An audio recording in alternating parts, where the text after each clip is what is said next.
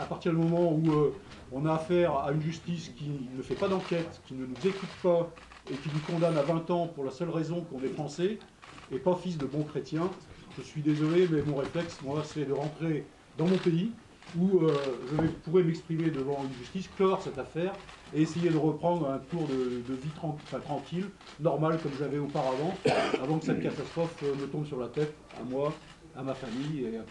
J'ai été enfermé dans un cachot pendant 15 jours, après dans un quartier haute sécurité, en enfermement dans une cellule de 6 mètres carrés où on était 5. On m'a rasé la tête. On m'a laissé 15 mois avec l'ALI de la société dominicaine, je vous laisse imaginer le tableau. Pendant ce temps, j'ai pas eu de moyens d'enquête, ni de savoir ce que faisait le ministère des Affaires étrangères. Et après, on m'a acheté dehors sans papier. J'ai fait de mon mieux, mais le ministère des Affaires étrangères m'a pas tenu informé de ses actions. Hein. Donc, je ne pense pas qu'il y ait eu une implication directe du ministère des Affaires, surtout dans la dernière partie. Il était important que cette évasion de cette justice singulière qui est, à nos yeux, la justice dominicaine, se fasse au grand jour. C'est la raison pour laquelle vous êtes ici. C'est quand même rare, à la suite d'une évasion, de convoquer la presse.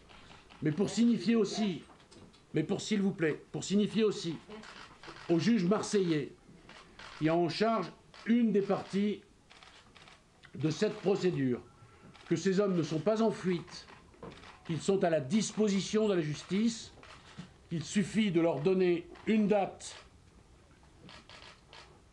pour que nous nous rendions à la convocation qui sera délivrée.